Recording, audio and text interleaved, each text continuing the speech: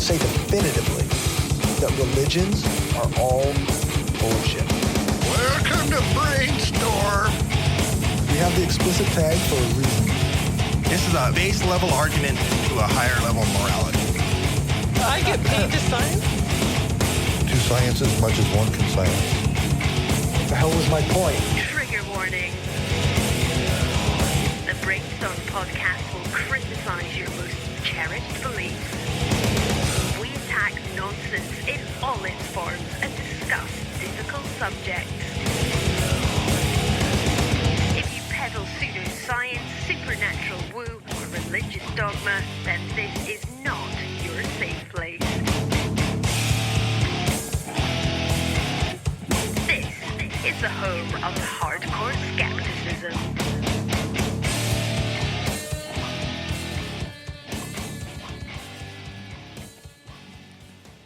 Hi, and welcome to the Brainstorm Podcast, Skeptic Studio, where we do interviews, major topics, and news related to skepticism and atheism. I'm Cory, and my panel tonight are Angela. Hello. And Lisa. Yay, it's me. With the always amazing Dave doing sound. I'll try to be amazing. We're here in Roman Empire Studios in Regina, Saskatchewan, and today is November 24th, 2017. Our guests tonight are GW. Hello. And Aaron. How's it going? From the Embrace the Void podcast. Thanks for joining us, guys. Good to be here. Yeah, it's fun. So I guess a good place to start with our interview is to tell us about your show. What is Embrace the Void? Sure. So Embrace the Void is a philosophy, comedy, politics podcast that we started shortly after everything went to hell about a year or so ago. And we realized that we'd been sucked into one of the worst of all possible timelines. And so we developed a podcast that was about helping people come to terms with this horrible timeline that we live in and giving them the tools they need in order to manage their suffering within this world. You're talking about like Biff becoming president and Marty's mom getting breast implants, right? Right. I wish that was the timeline. Because at least we'd have flying cars, and then I'd have something to sort of, cope with. Dogs. No, I don't think there's any flying cars in the 1985 alternate. I mean, there was flying cars in the future of that, but I don't know that they necessarily arrive at flying. I'm just saying sorry. They have the hover. It's a technicality. Yeah. But he brings it back from the alternate future that won't happen in the Biff timeline. I'm just saying you don't know if you followed that timeline if flying cars would happen. Doesn't matter. I'm sorry. It totally matters. Ass. It's like, who knows how we got into this timeline, right? The Large Hadron Collider. That's the real question. It was the LHC, actually. I know for a fact. We may have always been in the worst timeline, and we just didn't know it yet. Right? Yeah, and one of our main themes is we argue over. Aaron thinks we're in the worst of all possible timelines. I think we're in a really bad timeline, but lately it's been pretty bad, and I've been becoming slowly a nihilist. Yeah. Well, we should say fatalist, right? We try to distinguish. I'm going full nihilism now. I don't describe myself as a nihilist because I think that things matter. I just think that our ability to fix things is non-existent, relatively speaking, and we're pretty much fucked on a large scale. But the suffering matters. It's just we're not going to fix it.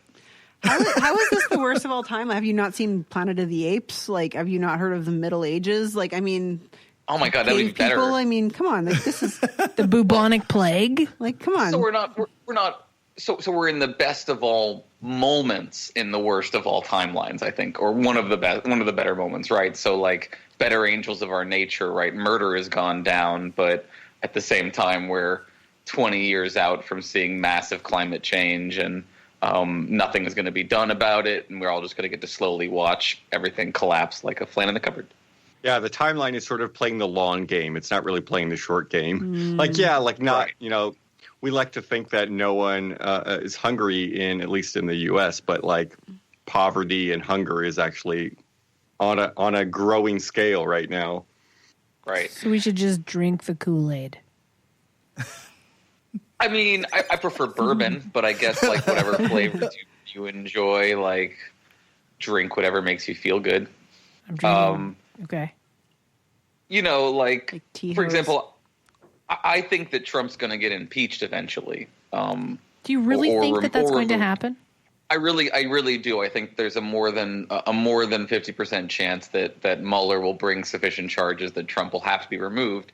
I think in the process, though, like there's going to be violence. There's going to be, and it's going to substantially damage our democracy. So, like, I think that we're in the worst timeline, even though he's going to be removed. I think the removal is going to be part of the fact that we're in this terrible timeline. And also what's going to make it the worst timeline is then we're going to get Pence and things are going to get worse because he's going to be better at it.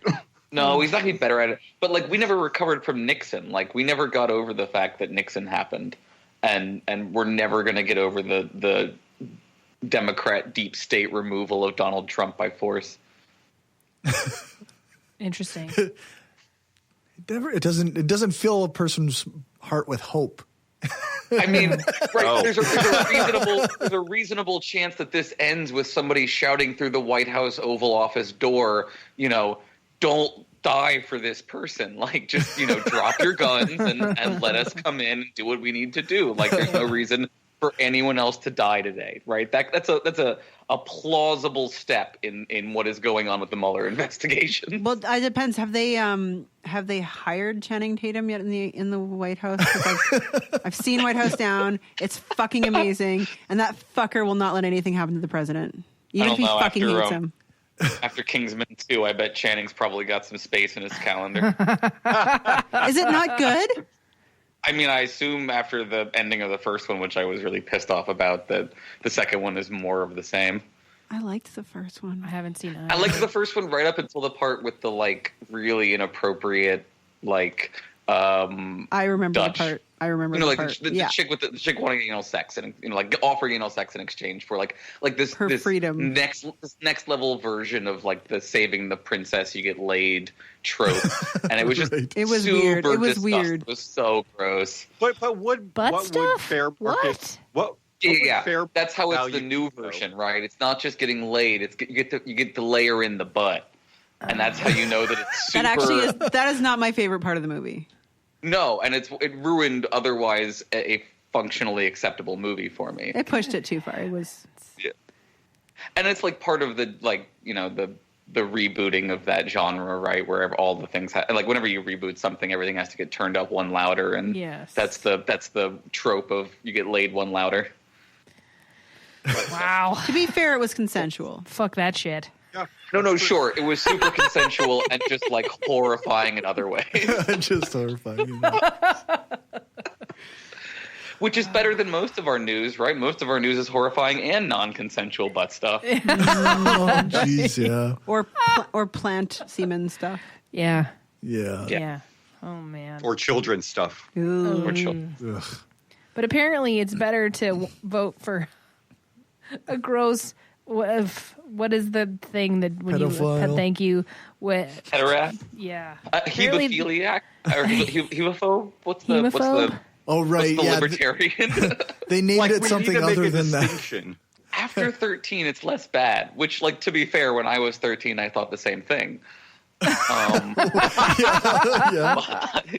Yes. How many of y'all's public figures are you guys having like a big outing of gropers and whatnot? Is But that we a thing up there? had about 4 or 5 years ago. We had a very prominent radio personality named Gian Gomeshi who had that was pretty traumatic for me because I really enjoyed his show. Me too. And I was like, Me too. you know, I still have a trouble talking about it.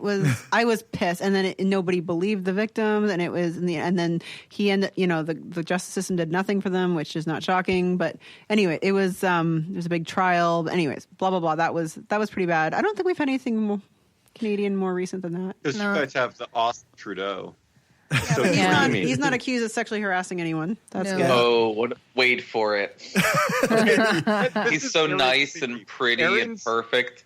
Aaron's theory is that anyone who is like left liberal, who's actually an amazing person, probably touched someone inappropriately at least one point. Don't trust anybody. Yes. It's like Bill Hicks, right? One day his wife's going to be on the news saying, I always wondered about his collection of little shoes. Oh, Yeah. That's right. that's creepy. I mean, I hope not. No, he seems like a mostly okay, neoliberal, right? Yeah, yeah, that's right. Yeah. So, like, So you haven't had the purge going on the way we've been having the purge over on this side of the continent. Not in politics necessarily. There's some stuff going on locally where a woman accused the official opposition party of somebody who was an elected official for the opposition party in our province of sexual harassment, and then the premier of our province used that complaint and the lack of its investigation as some kind of mudslinging of the opposition. And then that caused a little bit of controversy because he was using someone's story of sexual harassment as For political gain. Mm-hmm. And which I think is legitimate dirty That's Brad politics. Wall, because that's the kind of guy he is. Yeah, he's just a mudslinger, and it's just really disappointing. But other than that, there hasn't. Disappointing. You have to have expectations of somebody to be disappointed. I expect Brad Wall to be a prick. I don't nothing. Like Donald Trump doesn't disappoint me. Right?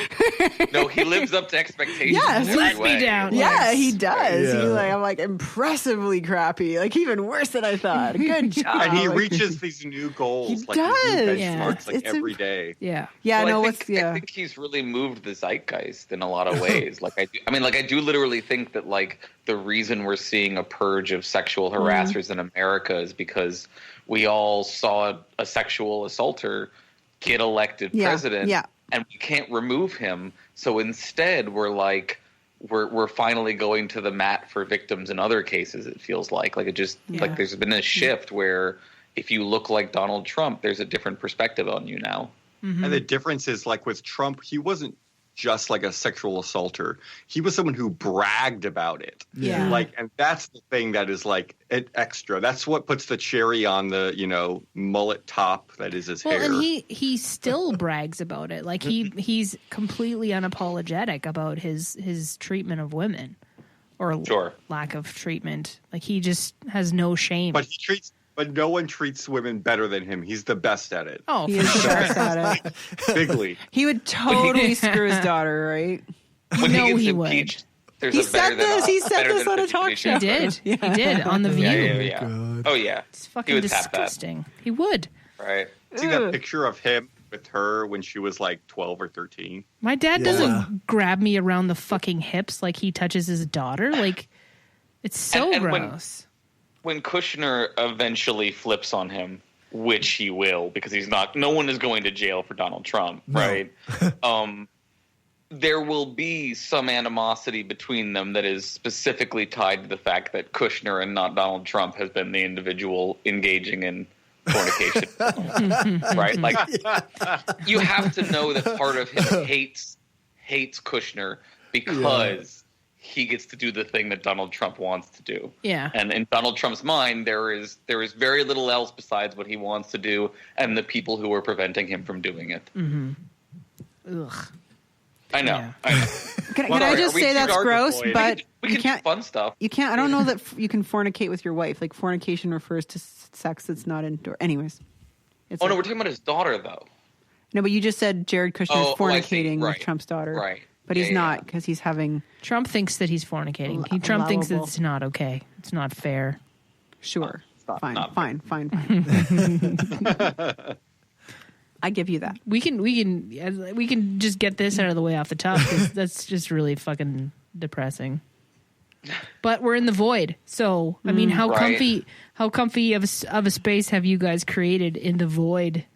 Like you have a nice couch, you have like good TV, or Yeah, we found like some cool people to hang out with. So it's been like it's nice because like we do like half and half, where it's like half, oh my god, the fucking void, and the other half is like, oh, but like all of these cool people, and we're in it together, and we huddle together like penguins, and like Sweet. It's March of the Penguins, we're the storm all the time, but we're Yes. huddled together and we're taking turns against the outside, right? Like you're looking down watching cat videos Oh, yeah. as you're huddled together. All the time. Yeah, yeah, exactly.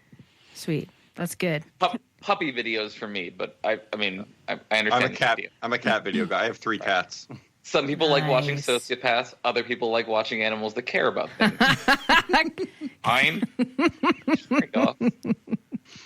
I like baby laughing videos, and sometimes the otters are cute.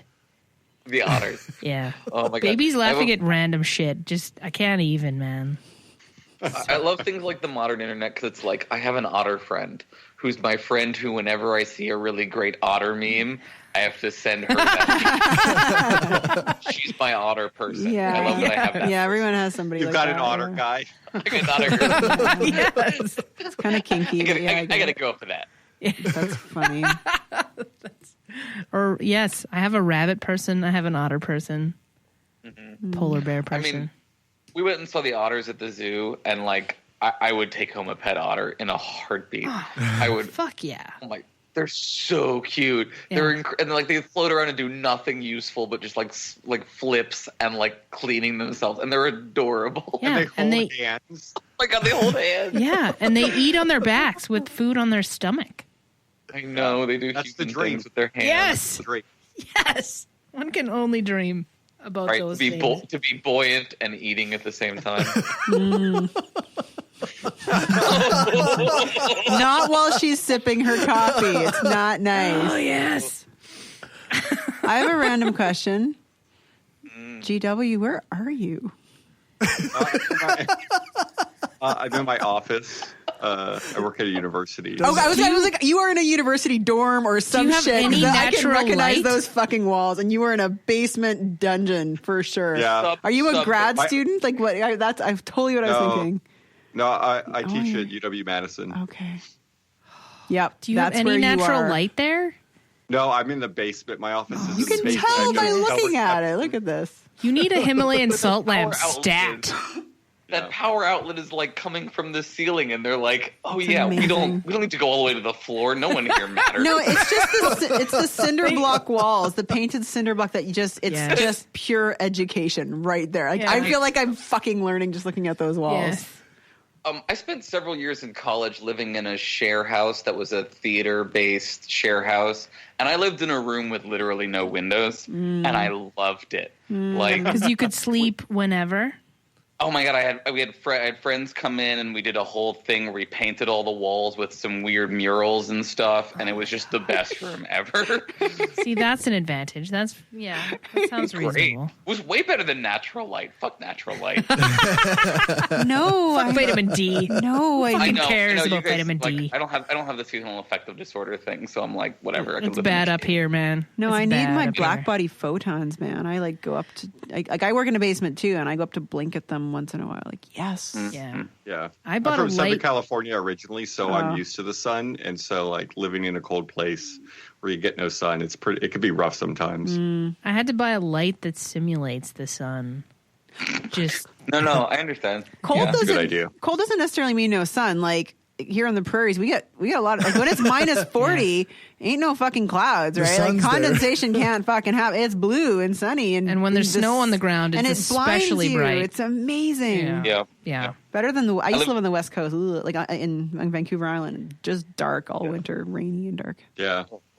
I was in Seattle. FOCO for several years when I was in grad school, and it was like it's a mile up, so it was very dry and then lots of snow, and it was just like I was there for one of the winters that was like there was the what do they call it there was something like two winters ago that was just ridiculous where like or no it was like 4 or 5 and it was like -4 degrees for just days and just like feet of snow on but like I guess you don't care, right? Y'all are laughing at me because you're like, What is -4? Like minus 10 in Celsius? Yeah, something like that. You guys are Oh, yeah. pussies. You guys are full up pussies. Fuck you. we have I love that you got to convert it to the reasonable metric. Well, I don't necessarily know what -4 means, but I know that at minus 32 they both meet. And you They can't even meet. be a pussy in the right numbers.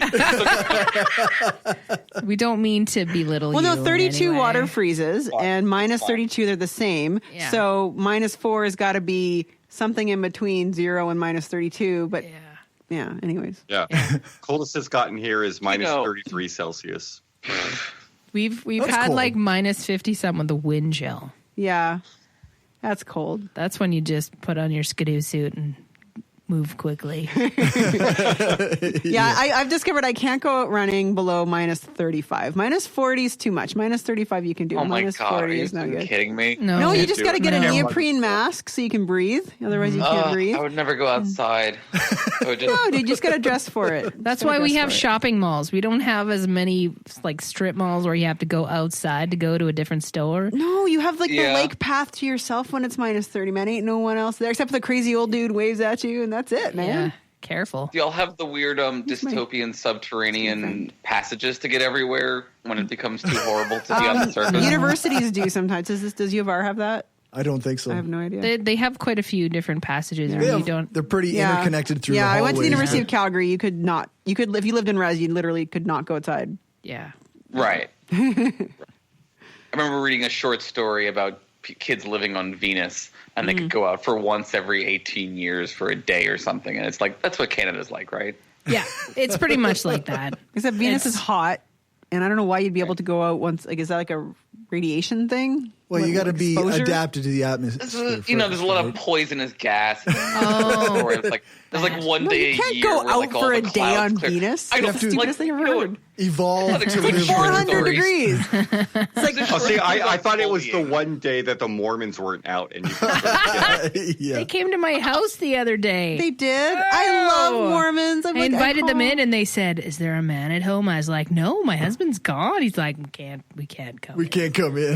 Damn it! Oh, they were boys. Yes. You were trying to. You were a cougar. Oh my god. I was gonna atheist the shit out of them, but they just Wait. These are terrible people, right? Because if they believe in eternal suffering, it is their obligation to come Right. inside and convert you no matter your sex. Yes. Like, these people are bad people. You know, I'm glad they put some limits on these kids. Like, they're always coming up to me and they're like, "Have you heard the word?" I'm like, "No, but you be safe out there, okay, kids? Because seriously, like, I'm worried about Yeah. them. Like, they're so it was sweet. cold. I They're wanted to effing give them a sweet. warm beverage, but they're fucking lost, man. I love talking to them. It's like one of my favorite things. Yeah. Like I had a couple of kids. I stopped to talk to them for a half an hour. And I was actually really impressed. I was doing things like Pascal's Wager, and the guy was like, "Oh, yeah." And you start talking about it. I was like, wow, this guy actually knows his stuff. No Like, way. I was impressed. That's awesome. I got doxxed by the Mormons in college once. Well, I mean, one of my roommates called the Mormons on me and said, I have a roommate who, or not, like you said, there's someone at this house who wants to talk about Mormonism. And like they showed up, and like he's in his doorway, like looking at me, giggling as I'm like, oh, how do I appropriately respond to these poor human beings who've been used as a tool for like fucking around? That is brilliant. I hate to tell you this, They were but like- you're a prank. Oh my god! Like, they're like, "Have you read the Bible?" I'm like, "Oh my god, I've read so much of the Bible." And they're like, "No, have you read the real Bible, the Mormon Bible?" And I'm like, "Ooh, Oh no. Yeah. I haven't, and I'm not. I think I'm okay. I don't need Space Bible." That's hilarious. That is That reminds me of the time, like when I was an undergrad, which was a million years ago, when the chemistry Literally. club, when the chemistry club put an ad in like the bargain finder for $100 Xbox with games with our phone number for the physics club on there, and then we got like a call every like 20 seconds for like 48 hours, like just for looking for the Xbox. Yeah, No. we did. It was a great Oh my prank, Gosh. but it wasn't quite Mormon level, but it was pretty good. That's Fucking dirty. chemists, fucking chemists. Fucking Right, chemists. like swatting, and then Mormons, and then that. Yeah. Swatting. For real, yeah, Yep. for real. We haven't been swatted yet, thankfully. As a philosophy professor, I end up on a lot of lists, so I don't think it'd be that hard to get the government to show up at my house if somebody was really inclined. That After all the information is things that everywhere. I said online, I'm sure I'm on all of the lists. So, Yep. do both of you have a background in philosophy? No, Aaron does. I'm an artist. I'm a sound designer for theater. nice. Interesting. We met working together at a performing and visual arts camp that teaches kids how to be the weird people that they are via art. So like it's a really great camp. It's a camp that I grew up at, and it means a lot to me. But he does the sound and stuff, and is interested in philosophy, but doesn't have the degree in it. And I come from the the academic background, and then. Yeah, when I was in undergrad, I took all the philosophy classes I could that satisfied my general education requirements, and I almost minored in it, but then I just didn't have the time. Okay. I seem to remember avoiding all the philosophy classes I could. Yeah, we're trying to rehabilitate the brand a little bit. Like, I feel like people have a bad impression of it. But Yeah, I think no. that, Some like, of the coolest people I know are philosophers. Really, like. Yeah, no, I get it. You all have philosopher friends. It's fine, and we don't all look the same or anything. It's cool. I mean, you guys do look the same. Let's be real. I know, the beard and the wild We're genetically hair is related. pretty It's a much small province. fair enough. Yeah, I mean, when it's cold, inbreeding as a concern probably goes by the wayside a little bit. You don't right? give a fuck. You Well, just- yeah. Like, my parents are fucking related, and I'm not even kidding. Because, Hey, right? right. And I mean, I'm a Mennonite, so it's like you have to look at your genealogy before you go all the way with a dude. Because Sure.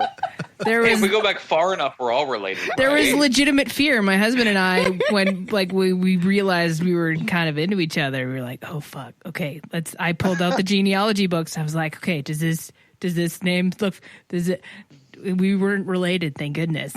You know, Hey. this sounds like the perfect like dating website where like Yes. not related. Yes, yes. That ensures at least like 2 or 3 degrees of of separation between you and the person you want to bone. Yeah. I like Absolutely. We should start a dating app. We should. A Mennonite dating app. Called Timber. Oh wait, I think An it's already taken. Anabaptist dating app. Dude, okay, I'm not kidding. Okay. I listened to a podcast on CBC like freaking 7 years ago. Okay. And it was all about how it's actually true that people who are genetically related, closely genetically related, but were not raised together, like a mother and son separated at birth or whatever, have each of them separately has a 50% chance of being incredibly attracted to the other person. Yes. So then if you do the math, then that would mean a 1 in 4 chance of both being incredibly, and then they almost always end up having a relationship, like the super taboo, like whatever, brother, sister, mother. No, I'm not kidding. Like it's a This sounds like thing. Game of Thrones. No. Like Yeah. we talked about It this in is. Class. Huh? We talked about this in my ethics class. Yeah. Thank you. Is that right? Thank you. Exactly those kind of relationships. I And, know. like, I know a story of my friend. Her sister had a daughter who I think she gave her up for adoption, and my friend's son and this girl she gave up for adoption got together and were super into each other, but they didn't know that they were first cousins, and yeah, they're not together anymore. But it was like really intense. I want to hear how you talk about this in your ethics class. Well, so first thing first, good news. Genetically speaking, right, you're okay. Like, unless you're engaging in multiple generations of inbreeding, like, one generation with first cousins is fine. Like Saudi Arabia is pretty bad. I just wanted you to know, like, if you were interested in, like, having kids with your husband, you should feel okay about that. We're not related, thank goodness. And they've already procreated. We talk about fucking perfect. slippery slope. This is where it comes up, right? We talk about the fallacy of slippery slope, and the classic example of, like, if you're okay with homosexuality, you have to be okay with incest and polygamy and bestiality, etc. That's true, actually. Little known Right, fact. 100%. I mean, like, not that you have to be, but you should be, right? Because those are all very fun, and that's all that matters. But, like, if you put that hedonism aside for a second and discuss other ethical views, right, you could talk about, like, how it's not a slippery slope because the issue of consent, right? You can have consent in a homosexual relationship, but you can't have it in a bestial relationship or something like that. You could probably have it in polygamy, which is why ultimately I think, in our lifetimes we're going to see a move towards the condoning of polyamorous relationships, and with them a call for polygamous systems of some sort.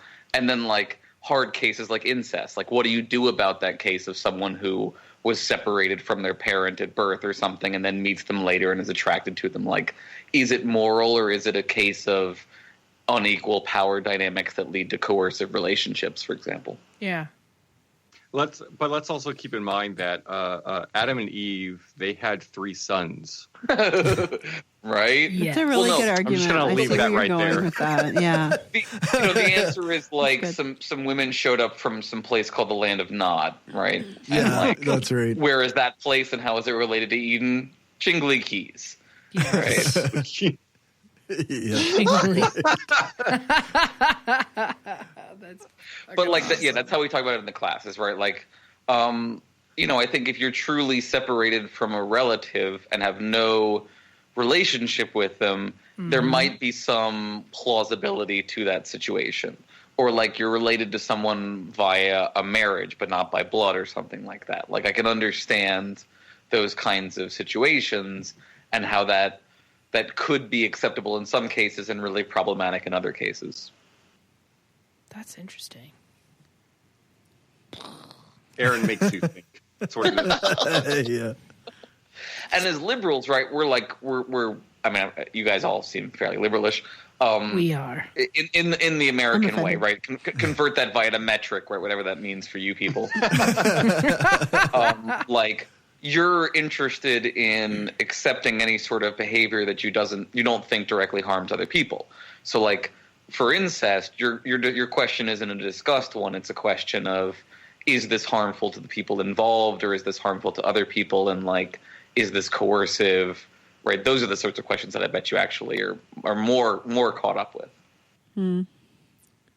That's like that was my question. Where my thoughts went when you said that polygamy would be accepted, because I sure as hell don't care if grown-up adults want to have a polyamorous relationship. That's fine with me. But when you have situations where you have like men in their 50s, 60s marrying 14-year-old girls, that's a different kettle of fish to me. Yeah. So Speaking of Mormons. Yeah, absolutely. Mormons are many others. Yeah. Right. And the only argument against legalizing polygamy is that, like, historically it's been used as a system of oppression against women. And so the question is, are those systems of oppression going to reemerge in force if you legalize this behavior for the consenting adults who would use it appropriately? And go ahead. I'm sorry. No, I was just going all. to say, one of the things that's like fascinating about the arguments that were made about, against homosexual marriage was that it doesn't really matter. Like all it has to do with is a tax standing, right? And things like being able to be disclosed when your significant other is in the hospital or something like that. Make decisions. Like that's really like what was most important to homosexual people, was being able to have that thing that wasn't sort of separate but equal. Yeah. And so I think that there's a fair argument to be made about polyamorous relationships being allowed a marital status of some kind, but the fears of history, I think, are very valid, and so it's a really troubling question. But it's kind of silly, right? Because it's not like they made gay marriage legal, and I'm like, well, I'm going to get married now to a woman because You're gonna get gay married. I'm not interested in doing this, and I probably wouldn't get involved in a polyamorous relationship either because I'm personally not interested in it just because it's legal. It's just right. The same reason heroin doesn't spike when you legalize heroin is because the reason most people don't do heroin is because they don't want to do heroin. That's right. Yeah. Stupid people. Our province is legalizing weed in a few months, and as well they should, because unlike heroin, everyone should be doing weed. Yeah. right? Doing it, as the kids Do would say. weed. Quote, unquote, Do that doing weed, it. Right. baby. Yes. Blow those joints. You sound just about as cool as I do. Oh, that's not good. I don't have any reputation to defend. Like anyone who knows me knows that like understands where I'm coming from on that particular topic. I'll leave it vague like that for my students, right, who might stumble across this. They probably are all listening. They're all listening right now. I'm pro legalization, like most philosophers, unsurprisingly. Yeah. Let me ask you a hard question though. Unlike weed, right? If we're talking about weird things that philosophers get into, this is always a fun topic for me. What are y'all's stance on voluntary or consensual cannibalism? Consensual cannibalism. Yeah. So if I'm like, I sign a consent form and then you make pulled pork out of me? Yeah. Have y'all ever read Stranger in a Strange Land? No. We don't read books here. Okay. We just huddle for warmth. So I only read down feminist where the sun books. still shines, and we have daytime, we read books sometimes. And there's a book by Heinlein called Stranger in a Strange Land, Okay. which is about a guy who comes back from Mars, having grown up amongst Martians, and has a very non-human view of philosophy and morality and lots of issues and things. Okay. And one of the things he brings back with him is a custom from Mars where loved ones will cook and consume the dead body of fallen loved ones. Okay. So like they haven't murdered them; they just happen to die. As a ritual of like sharing in the loss of this person and remembering them, and like part of their death and mourning ritual, right? So like, what do you think about that? So I have a concern from like a public health standpoint, because I know they have issues in certain cultures where eating whatever loved one's brain. Right, you got to avoid the prions. Okay, so other than that, I don't care. That's fine. Movies and comic That's books fine have with told me. me that that's always some sort of curse is associated with that. So, Sure. Yeah, you don't want to do that. The interesting thing is it actually already exists. And I don't mean in like third world countries, right? Pregnant women have been eating their placenta like in droves over the last couple of years. Yeah, but is that cannibalism? That's like eating yourself. That's like eating, your own. that's eating human flesh. It's self-cannibalism. So you're eating your own cells, though. Mm-hmm. It's like half a step from Catholicism in terms of cannibalism. I feel neutral. That's cool with me as long as I have public health concerns. Other than that, I don't. I almost ate my own placenta. I'm not true confessions. I almost did that. You had a doula, so you were a hippie. So you've already inbred, right? You're way ahead of the game. You didn't even care about the moral quandaries that I was presenting earlier. Like you're like, it's no big deal. That's fine. That's fine. I mean, like, I'm pro cannibalism, so I'm not judging you, obviously. Right? I can be eaten as long as they taste good. I just want to, I just hope it's delicious. The Hannibal Lecter view of cannibalism. Yes. Right.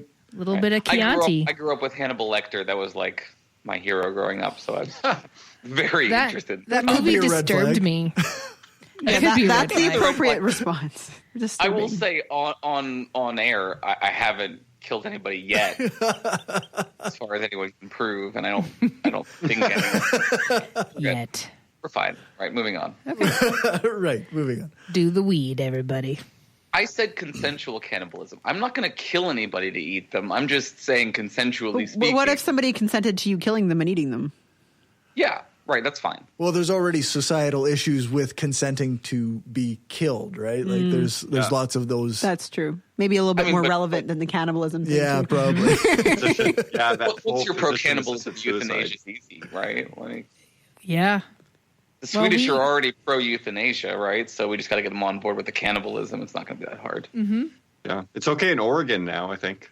Sure. Oh, everything's okay in Oregon. They brought it in Canada. It's legal now.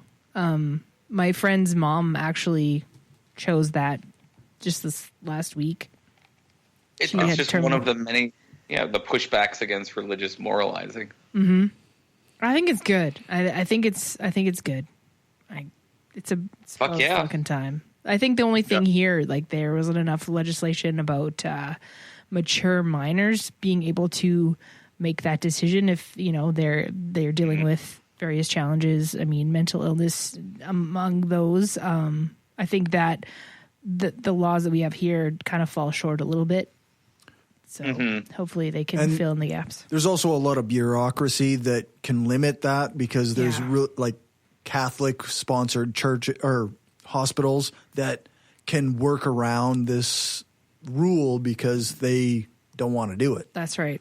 They've been having that trouble in Manitoba.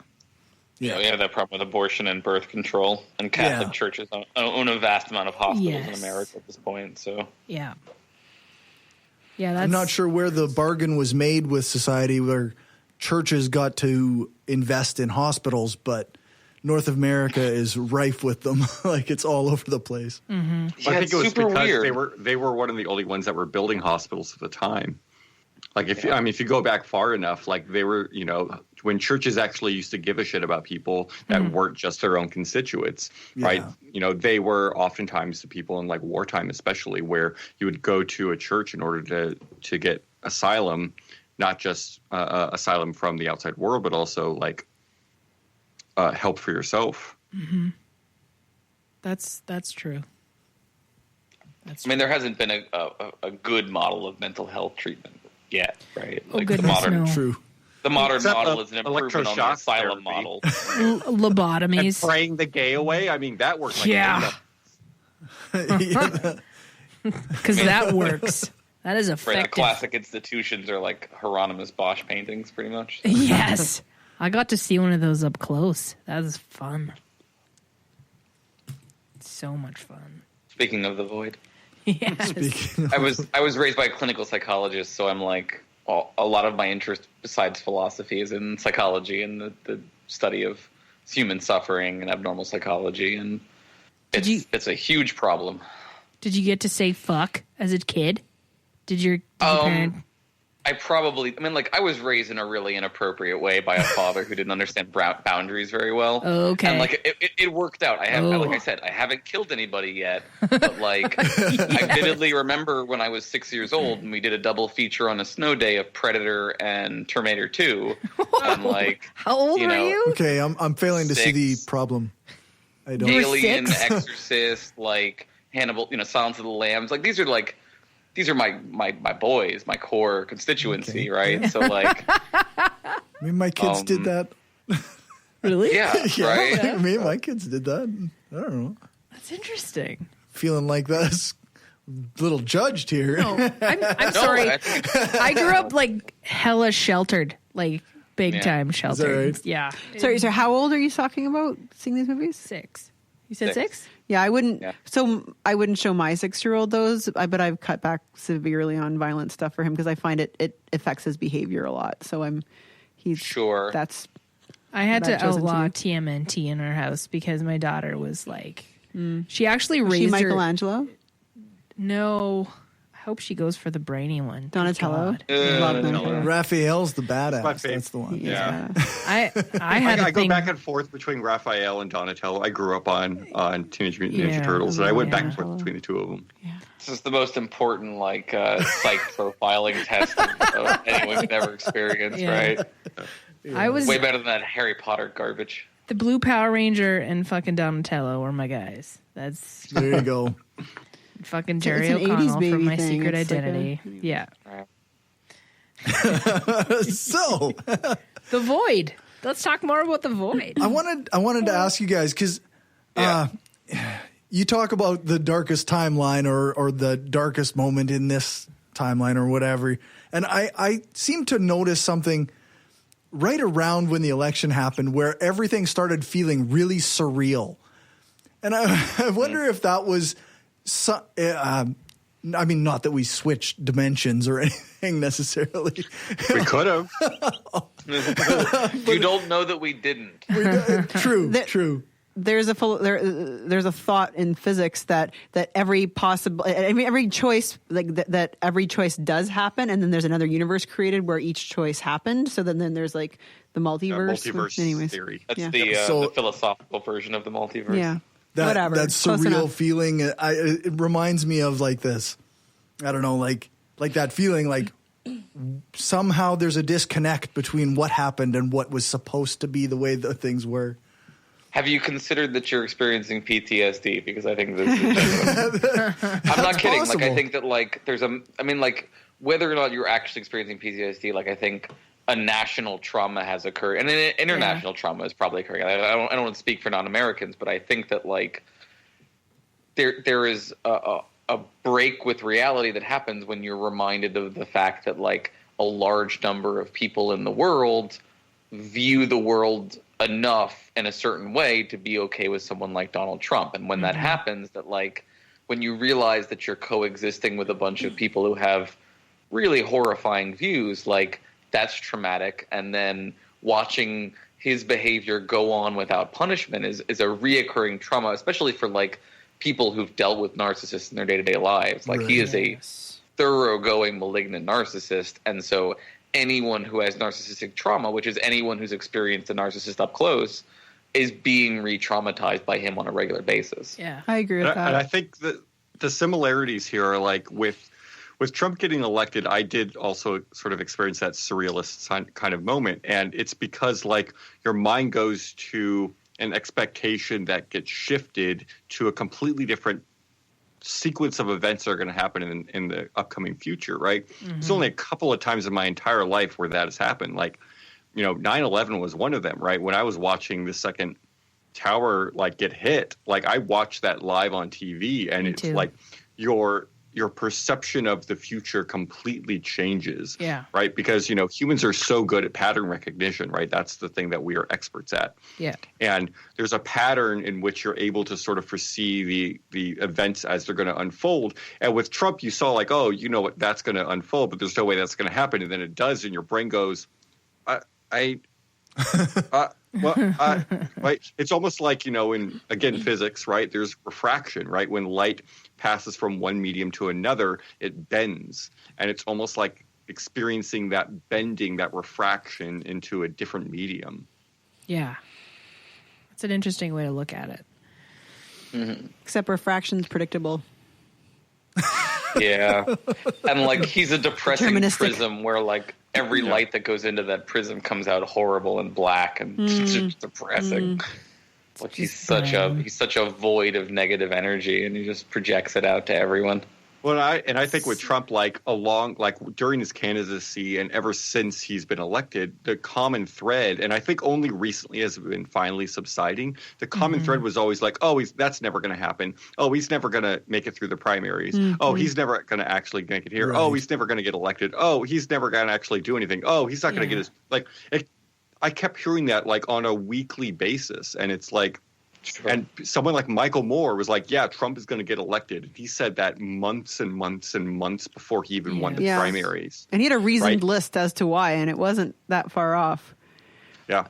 I like your point about the idea of Trump being elected as a sort of trauma, because it is true that you see this man get elected and as a woman, I'm like, does nobody care that he treats women like absolute shit? Like, how come nobody care? I'm so like, and this means that so many people don't give a fuck. Like, it just isn't on it's proof that it is on anyone's radar. Like, it's just. Well, and when he mocked that physically disabled reporter. Oh my God. How is that not career ending? Because that happened, I believe, I could have this timeline wrong, but I think that came out before the whole pussy grabbing thing. Yes, I think you're right. Right. And so when that happened, I was like, how was that? If that wasn't the end, nothing will be. That's where or making fun of the Gold Star family. Like that one kind of was, I mean, I mean, for conservatives in particular, you'd think that would just, if they don't care about disabled people or women, at least the military.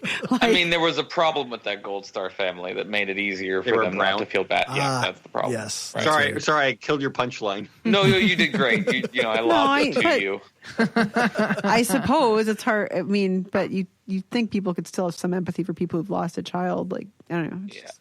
Empathy Nothing's worse than the liberal, right? That's the whole reason why Roy Moore is going to get elected, right? Yeah. Right. These people are literally like, I believe that he is a pedophile, but a pedophile is better than a Democrat. Trump said that. I don't get Trump literally said that. He was interviewed and he said, well, it's better than the Democrat. The Democrat's way worse because of these reasons. Yeah. And you know what? I want to be clear. The Democrats don't deserve any of our sympathy by keeping Franken in their midst. In the midst of these accusations, they are setting themselves up for not getting to crush Roy Moore in Alabama. Yeah. Like, if fucking Franken had resigned the minute the first story came out, like, they could have focused their pressure back on Moore, and like, it would have been a beautiful contrast. And instead, we've lost both the moral and the tactical high ground because Democrats, despite not being the horrible, immoral people that Republicans are still garbage at this. Yeah. I mean, all that's true. Although I sort of, Aaron and I disagree a little bit with Franken. I guess, like, what's your disagreement? I don't know. So what is your disagreement? Why do you think we haven't actually? Yeah, we haven't actually talked about this. Well, I still haven't made a decision, and here's why. It's sort of a question. It's sort of the question of the difference between moral purity and moral objectivity, right? It's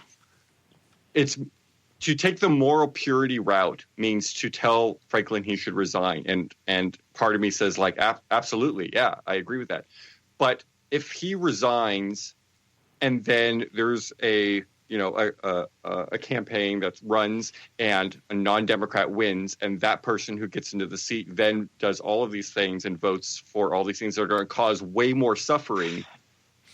Right, you're looking at it pragmatically, I sense. But pragmatically, you're still wrong. None of those things are going to happen. You don't know that.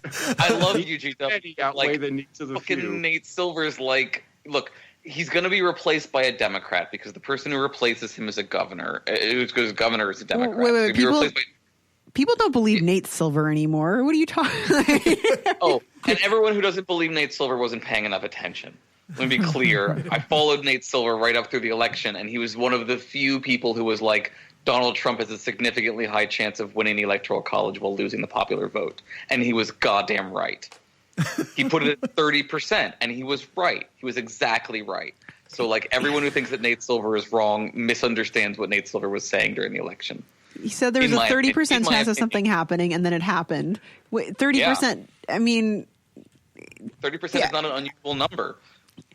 It's a number. What it's number is like we were unusual? talking- I don't know what that means. I don't know how your sports thing is, but like 30% is how many people hit on a regular basis in baseball or something. Yeah, like that, I get right? it. I understand numbers. Like, It- if you'd it- held the it- election 3 times on that day, Donald Trump would have been elected once, and Clinton would have been elected This twice. was I the get one. it, but roughly speaking, but So that's the universe we're in.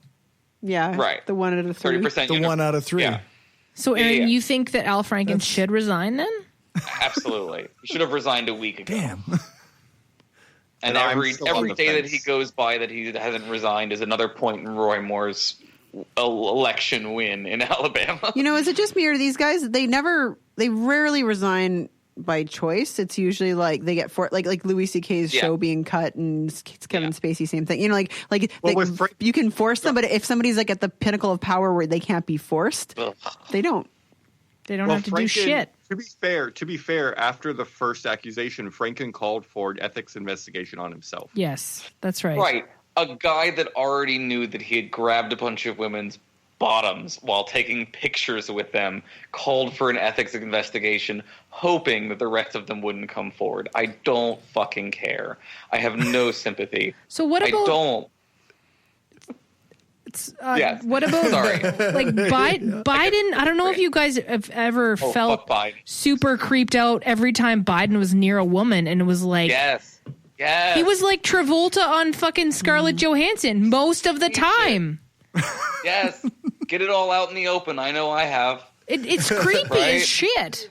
It's creepy. No, I know. And he should never be put in the list of people who should be Democratic candidates for president. I don't because think he's so. gropey. And I'm so tired of the and like gropey. young girls too, like young. Like I've never not noticed that, this. Old, I don't know. It doesn't matter. I have no boundaries. Yeah, he's like a Vogelcheck from SNL. It's like fucking mouth kissing all over the place. Yeah. And so And the thing we have to figure out is like, are we like currently in the U.S., the Republicans have everything. They have the governorships, they have the seats in the Senate, they have the White House, they have the seats in Congress. Like they have everything right now. And with all the gerrymandering they have, although, yes, we've turned a couple of seats here and there, which has Yes. been great. Like and with all of the judgeships that Trump is currently filling, he's already at 54 under his first year. Obama only had 20 something his first Oh year. wow, okay. If the Democrats had a better holding on a lot of what I just said, I would be 100% no problem Franklin being gone. But I'm terrified. I'm just terrified that, like, yes, we could sit here and be purists and feel good about ourselves, but then everything else is going to go down the fucking tubes because the points where it matters, right? Yeah. Exactly the whole reason why the Republicans are going to be voting for Roy Moore. Like, yeah, he's a pedophile, but I'm worried about the Supreme Court. But are you not he's making a a similar argument? Like, well, yeah, he's a sexual harasser, but it's better than a Republican. Well, no, because I'm weighing the how much You got suffering is gonna be- snaps. I didn't snap. You got snaps though. I got a snap? snap. Yeah. Oh, I've never had one. No, It's beatnik applause. that's why I've been sort of battling with it, is because I've been trying to check myself, right? But do you think maybe- Let me fix the problem for you, GW. He's gonna be replaced by a woman Democrat, by a Democratic governor, and then that female Democrat is going to win re-election in that state because we are very good on a state level, like statistically speaking. Do you Well, think? no, we're do you not. think though that she's going to be like shamed into resigning when she, I don't know, No. Probably did going to grab a something- lot of penises. Right. How many women how many females in I any do it a positions of lot. power? I don't I'm waiting want for it. anyone. Mariah Carey? Oh yeah, It's Mariah gotta come Carey's known for that. inevitably. That's true. Mariah Oh, yeah, Carey. really? Does she? I mean, Aaron, Yeah, to answer actually, your yes. question, Her to answer your bodyguard. question, Yeah, that's that actually seems true. a lot like someone who sounds really hopeful about the timeline, and I'm really concerned about your well-being at the moment. No, like I'm fine because I'm going to Shots see fired. violence in the streets when Donald Trump refuses Yeah. to resign and the police force comes for him. Like, I mean, I've got my worst timeline locked down, so I should stick Is that- to my moral views, which is Franken should have fucking resigned in the first place. Can I just ask something? Is it possible, GW, that you just kind of like Franken because he's charismatic, he's liberal, he's funny, he's like if you see him at these I've never found him funny, actually. really, but as a politician though, compared to like relative to And other to be clear, politicians, come on. I probably like Franken a lot more than GW does. Oh. Like, Interesting. there's a video of Al Franken drawing the American, the map of the USA by memory. And he draws the full border of the USA perfectly by memory, and then all the state lines by memory, while describing how he memorized the map at one point. And it's a fascinating video of a super intelligent person who I'm really angry at right now and who needs to resign and get his shit together and then do something else good for the world that isn't being a senator right now. The other part of me, like, and this is completely unrelated to politics, and I think is a more broader skeptical atheism kind of a question, and that is the whole sort of issue with punishment, right? And I'm wondering, like, for people who are sexual offenders, even as bad as Roy Moore and Donald Trump, I'm not saying that anyone should get a pass of any kind, but is the system supposed to be that you do something bad and you should be ostracized your entire life? And I'm speaking from sort of a point of actually personally understanding this with my brother, who's currently serving 12 years in prison right now. Okay. So, like, he's never going to get a job for the rest of his life, and he's probably going to deal with a 70% recidivism rate, where he's probably going to go back to jail for a third strike. And in California, you get third strikes and you're out, which means he's probably on his next offense going to face 30 to 40 years. Wow. Yeah. I think that's a valid question, though. I think that, Absolutely. I think that there's two levels to that, though, right? Like, your brother is on a level where the system is designed so that he can't be redeemed, no matter how good he does and no matter how hard he tries. And I'm sorry to interrupt you, but I need to add one more variable to this, and that is, after he was convicted, new evidence came to light, and even the prosecuting attorney went to the judge with my brother's attorney to the judge and said, "I think we have the wrong guy." And the judge was like, "No retrial." Even the prosecuting attorney was like, "We got the wrong person." And he's still screwed, even though he was wrongfully. He spent 20 months in solitary confinement. Oh my God. See, and that's a whole other conversation. Yeah. Right. That's a whole level of other- fucked up that exists in your country that And does ours. well, but like Doesn't not exist like that. It doesn't not like exist in most others. We have the highest prison rate per capita in the world. Yeah. We're really good at it. We're number one. America's number one. You guys are so good at that. Good job. Our prison industrial complex is huge. The best. No one does it better than us. That's right. Yes. Gold plated. But back to my other point. Sorry, What was point two? no What was worries. point two? Yeah. Point six. It's just that, like, a guy like Franken, he's not facing that same level of, lack of redemption. Like, if he comes out with an apology and he does some good work for a few months, even, he's going to be accepted by society, right? 100%. And it's just going to be like, okay, he was shitty. He atoned for it. There's different levels based on your socioeconomic status and the color of your skin. And the severity of what you're accused of having done. Right. And right. Yeah. Like, for example, if he was accused of actually raping somebody, that's a criminal offense you could be charged with and then go through the justice system. But sexual harassment isn't really a criminal offense. Depending on how far it's gone, you know what I mean. So it's. But I've been hearing people equating Franken and Roy Moore as the same. They're not the same, but they look the same when their tribes gather around them the same way. It's indistinguishable from an outside perspective. Particularly two groups who are choosing which tribe to be a part of, right? Yeah. And I 100% agree that we need to develop, like, now that we're in a phase of our culture where we're actually believing this stuff is happening, we need to develop proper metrics for distinguishing degrees of bad behavior and also degrees of willingness to address that behavior and be rehabilitated. Because I totally agree that, like, I come from a no free will, moral luck perspective. Like, the reason that men are acting this way is because culture has really badly trained them how to deal with members of the opposite sex. And like, we should be sympathetic to them. Like, I'm angry at Franken, but I'm more angry at the culture that is enabling him, and I want to see him resign as part of a process of accepting consequences and coming to terms with his behavior, so that we can see the right way to come to terms with behavior and develop better behavior instead. Yeah. I think that's valid. That's a great point. Do you guys want to stick around for another half hour? Sure. Okay, so we're going to take a quick ad break, and we'll be back. To refill my bourbon ad break? Yeah, go pee if you have to. Probably approximately 2 minutes.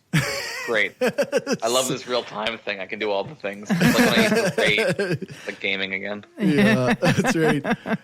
Yeah, so we'll take a break, and then we'll come back to Aaron and GW from the Embrace the Void podcast. If you like what we're doing and want to help us keep the lights on, go become a patron at patreon.com/brainstorm podcast. You can hear the bonus half hour that we record every episode and get a shout out when you support the show. Become a patron for just $1 an episode at patreon.com/brainstorm podcast. Or you can support the show by ordering a t-shirt, mug, or other gear from our store at caffeepress.ca/brainstorm podcast gear. If you can't afford to become a patron or buy gear, then why not give us a rating or write a review on iTunes or Stitcher? Every rating makes it easier for people to find us. Thanks for your support.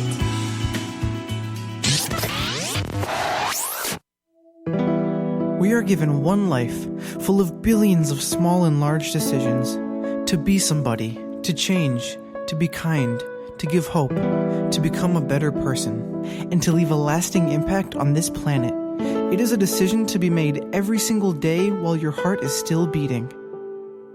We've made our decision. Absence of clothing, atheist and science-based apparel and merchandise, donating 50% of our profits to charity. Look good and feel good, without God. Check us out at absenceofclothing.com and find us on Facebook, Twitter, Instagram, and Pinterest for discount codes and other sweet swag. Use the code BRAINSTORM at absenceofclothing.com and get 10% off. The Hardcore Skeptic Examines is a bi-monthly documentary-style podcast that includes interviews, research, and commentary from your host, Cory Johnston. That's me. As the host of the Brainstorm podcast, I've spent the last 3+ years trying to spread critical thinking and skepticism while having fun. This project is intended to look at some of those same topics covered by Brainstorm, but a bit deeper. With the long intervals between episodes and the long format, I'm hoping to provide good information that educates as well as entertains. Check out my Patreon for more details at www.patreon.com/hardcoreskeptic or follow my Twitter at hardcoreskeptic. Hi, I'm Justin Clark, the host of Reason Revolution. It is a weekly podcast where I often have a guest. Often in the secular and atheist movements, we have thoughtful and engaging conversations. I also do news and commentary from the atheist and secular humanist perspectives, as well as answer listener feedback. We are on SoundCloud, iTunes, and YouTube. Go over there and give us a subscribe and give us a like on Facebook at facebook.com/Reason Revolution. All right, and we're back. So I guess the break always kind of interrupts whatever conversation we were having, but everybody kind of needed to do things quickly. So. It's good to digest all of the horrible that we just experienced. Yeah, that's right. Can I ask a question, maybe along the lines of what we were saying before the break? Absolutely. So one concern I have is when somebody is accused of committing a crime or doing something morally distasteful, like sexual harassment or whatever, oftentimes they don't actually get charged with anything. I'm thinking, like, for example, Bill Cosby, right? So, or whoever, right? I mean, Bill Cosby's name is now dirt for all intents and purposes. Everyone believes that he's done what he's done and blah, blah, blah. But I'm just wondering, what are we allowed to do as a culture to as you know, as you brought up, GW, kind of run people's names through the mud and have them basically be totally unable to work again, unable to contribute to society again. Like they're not going through an official process like a judicial system where they're getting tried and convicted and there's real evidence and they go to jail. This is like sort of it's the court of public opinion. Yeah, it's a court, but it's kind of permanent and it's not. And it's just, and the thing is that a judicial system, an official judicial system, at least tries to not, in theory, not convict people who are not actually guilty. They try to actually require evidence in order to convict somebody. So in an egregious case like Bill Cosby, it seems pretty obvious that he's guilty. But what about in a case where, like the person gets accused of something and they deny it and... Okay, I mean, I tend to skew towards believing the victim, but what if we're wrong? And what if we're ruining this person's life for, like, what? I don't know. Like, what if we're wrong and we're not putting them through an official process here? It's just... Yeah, this is happening in universities all across the U.S. And again, a lot of people use this argument on the sort of MRA side, and I have to put this disclaimer that I think in 95% of the cases, the woman is 100% right and should be believed. But 5% of the time, and I'm making up those numbers, right? A small percentage of the time, it's actually 98%. Great, perfect. Like 2% right? falls. So that 2% of that time, the woman is believed and is not telling the truth, and these kids are getting expelled from schools. So I think it's definitely already happening. And it's sort of, to get to your point, the whole reason why the judicial system was even created was to stop people from burning other people at the stake just because they perceived a slight offense. Right. And there are other countries that still continue to do something like this, where the family of the victim essentially gets to decide the outcome of the accused, and it could be even like they are home in a home arrest until such time that their family says it's okay.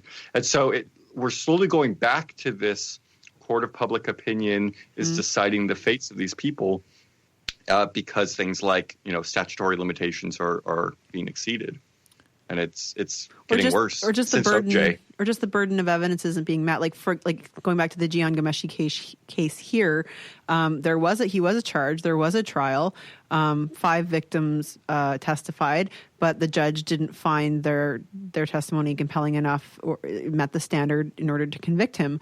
And most legal experts that I read said that was the correct decision. In that, not to say that I don't believe the victims, but that they didn't have sufficient proof to get a conviction according to her. Anyway, so like. But let me ask you: do you believe that he did the thing? Definitely, yes. Do you believe that Cosby did the thing? Yes. Should that near certainty alter your behavior in regard to comedy relating to Bill Cosby or to consuming Bill Cosby's material or people who I can't watch it. It's disgusting. Cosby? There's no way. I still like the program that Jian Ghomeshi was associated with on CBC. It's still called Q. And even yesterday, I was driving around and it was like, Q came on. Hey, this is Q. And I was like, with Jian Ghomeshi, like, change the fucking name of the program. Like, I still physically, like, I have that visceral reaction to, when he came to town to do his show live, I got to meet him and he hugged me and I hugged him back because you hugged Jian Ghomeshi in his denim. I feel icky knowing you. Splendor. I also listened to fucking Moxie Fruvis. Hold on, Aaron. I touched him too, Angela. Don't worry. Okay, thanks, Dave. Thank you. I want to pull in Aaron here and try to come up with a different scenario with essentially the same problem. right? Okay. Let's say that we all work at like an accounting firm, Okay. right? And one of the people that we work with, it comes out as a Nazi, as a neo-Nazi, 100%. But he does his job fine and well. He doesn't bring that into work. Should he get fired? No. We know you know the answer, Aaron. Let the rest of the class say something. Oh, Jeez. sorry. I didn't mean that in a certainty kind of way. Like, Aaron and I have everyone show your work and all, but like, I don't want to jump to the end of the book or anything. I mean, like. Hold on, Aaron. Let them answer. You know what? Let him. Yeah, I mean, I don't think you have a basis for firing him, and this is his livelihood. This is how he gets by. I mean, but I'm not going to invite him to the pub with me for drinks on Friday, right? Like, you're gonna be ostracized. It would socially, make for right? good drinks. I think if he was a reasonable Nazi and you could have a conversation with I him. think I would have to find a new job because I don't think I could work with that person. Really? Yes. I would have to find and I work with some racists and I work with some pretty hardcore sexists, and I would still have, if somebody was an out and out racist or Nazi, I would still have to find a new job. Corey's been dealing with purging the shitlords from his life. And here's the thing that is really interesting, right? The people that are reformed people who used to be Nazis, or they used to be in the Westboro Baptist Church, or they used to be whatever. Yes. The way that they sort of quote unquote convert people is by talking to them, right? Yeah. And so I would be the person that would invite that neo-Nazi out to the pub. I'd be honestly, and to put my money where my mouth is, I recently found out a coworker is super into Jordan B. Peterson, listens to his podcast all the time. I am going to try to find a time where we can go and have lunch. Can you record that? Maybe. We'll do a JPP episode. Can you do that? I'm pretty sure their brain is all cobwebs and hamster wheels, because I don't even know how you could listen to that shit and even understand what the fuck he's saying. And then when you do, and you're like, that's the stupidest shit I've ever heard. Are you really saying that?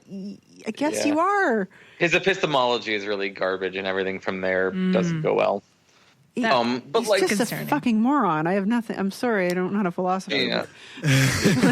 I mean, unlike him, who is like his finger far away from the pulse of epistemology, like the question y'all are raising is a really good one. Like, how do we address this epistemic problem of what do we believe about these people who can't be tried in court or aren't going to be tried in court, and but the we know these shaming. accusations, and how do we address it, and how do we address any of it?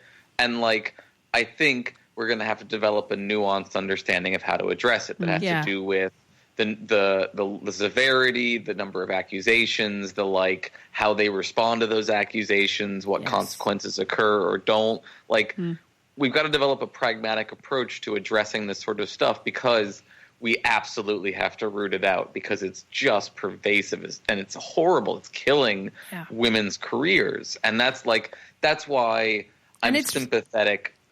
Sorry. And it's also poisoning communities, like atheist, skeptic podcasting communities. And that's a place where a lot of people leaving religion go to heal, and they're finding the same toxicity. Exactly. And that I think is hard.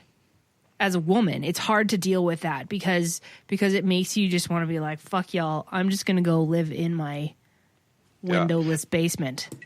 And one of the reasons why I'm still on the fence about Franken is that part of me does say, yes, he should resign, and hopefully that as part of him resigning and multiple other people being resigned and multiple other men being, doxxed essentially, that women will start to become more comfortable with coming out sooner, which means that these problems will be addressed when they should, which is much, much closer to, because I think it is a fair thing to say that I was accused 20 years ago of grabbing a woman's butt in the middle of a crowd where I was meeting thousands of people, and the person is not releasing their name for a completely understandable reason.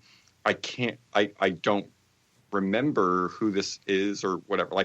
That's a completely legitimate thing for a person to say. How could you possibly expect any one of us to remember someone we met even just 5 years ago?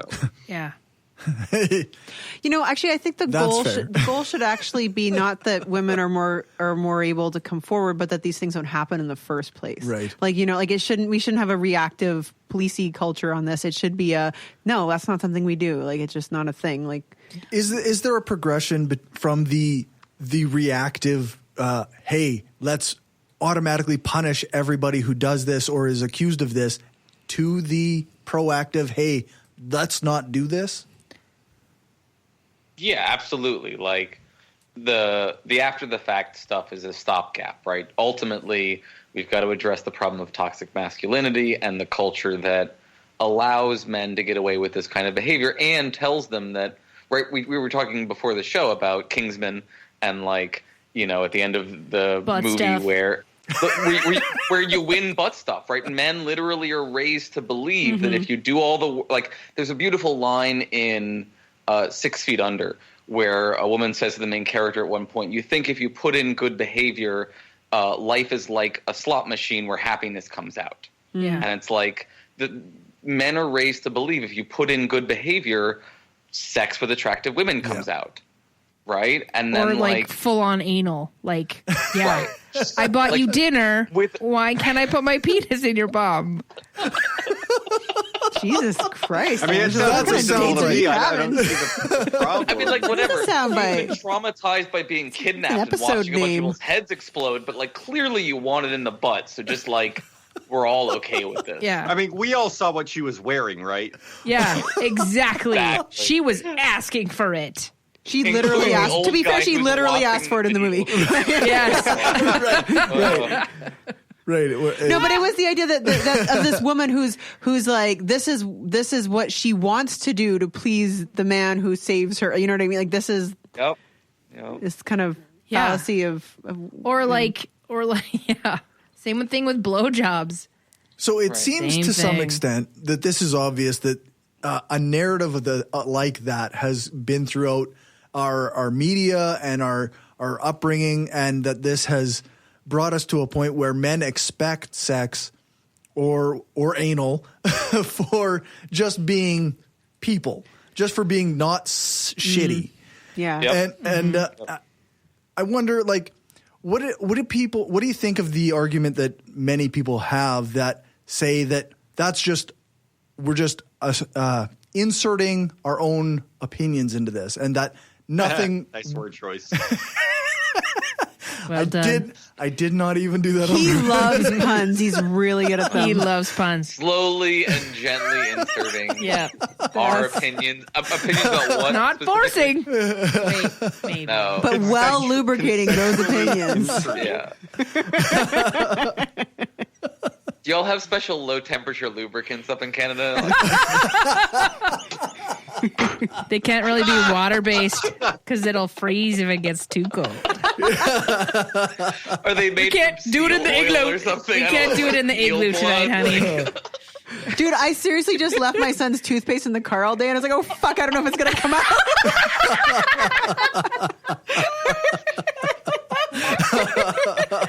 out. Cory, you had a question somewhere back Sorry. there.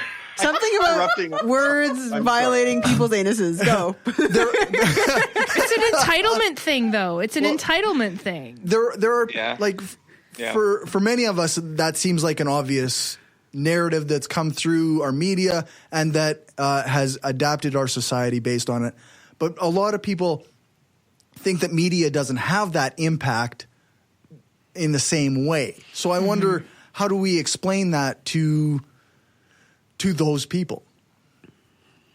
How do we prove to them that media has an impact? Yeah.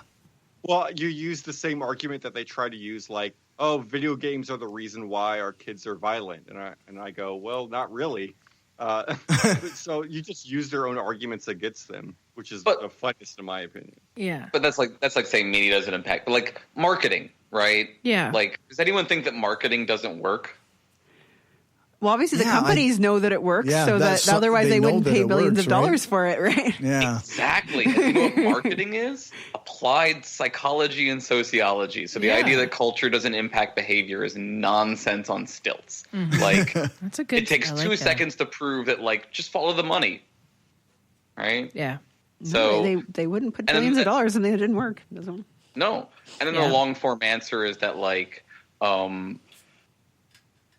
human behavior is radically connected to how our society trains that kind of behavior, and you can clearly train men to be better or worse with regard to issues like consent, and the fact that Donald Trump's Access Hollywood tape is not a freak of nature, but well within the bounds of the way that men within our culture are taught to brag about sexual exploitation is an important factor. He was brought up to believe that. He's an empty shell. Yeah. He doesn't have any thoughts of his own.